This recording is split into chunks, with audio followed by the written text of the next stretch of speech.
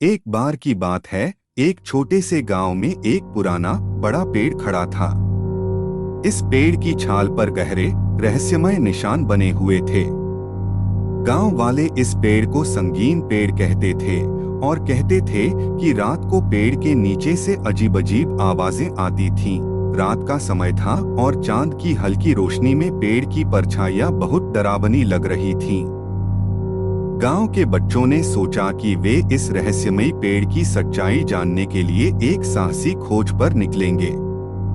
उनमें से 3 दोस्त थे, आरव, साक्षी और रीवा। उन्होंने तय किया कि वे रात को पेड़ के पास जाकर देखेंगे कि वहां क्या हो रहा है।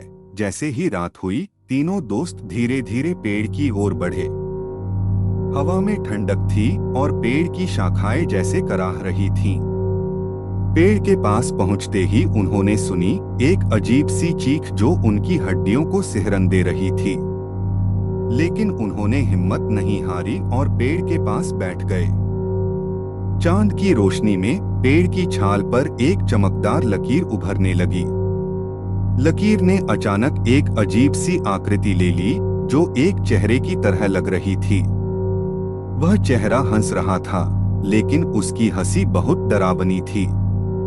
आरव ने कहा, यह चेहरा क्या है? क्या हम इसे देख सकते हैं? साक्षी और रीवा भी डर के बावजूद पेड़ के करीब गए। अचानक चेहरा बोलने लगा, मुझे छेड़ने की कोशिश मत करो। मैं उस पुराने समय का आत्मा हूँ जिसे कभी इस पेड़ के नीचे दफनाया गया था। तीनों बच्चे कांपते हुए बोले, हम आपको परेशान नहीं करना चाहते। हम बस यह जानना चाहते हैं कि आप यहाँ क्यों हैं। आत्मा ने कहा, मैं यहाँ अपने खोए हुए खजाने की खोज में हूँ, जो इस पेड़ के नीचे दफनाया गया था। अगर तुम मेरी मदद करोगे तो मैं हमेशा के लिए यहाँ से चला जाऊंगा।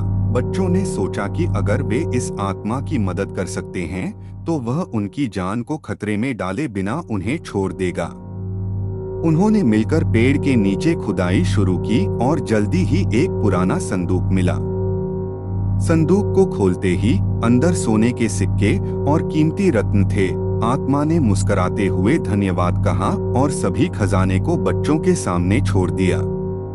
उसने कहा, तुम्हारी मदद से मैं अब शांति से आराम कर सकता हूँ। धन्यवाद। आत्मा की आवाज धीरे धीरे फीकी होती गई और चांद की रोशनी में वह गायब हो गया। बच्चों ने खजाना गांव के लोगों के साथ बांट लिया और संगीन पेड़ को हमेशा के लिए एक खुशहाल जगह बना दिया। अब रात के समय पेड़ के पास कभी भी डरावनी आवाजें नहीं आती और गांव में शांति बनी रहती है। इस तरह आरव, साक्षी और रीवा की साहसिकता ने एक डरावनी रात को अमूल्य सौगात में बदल दिया और संगीन पेड़ को उसके पुराने दर्द से मुक्ति दिला दी।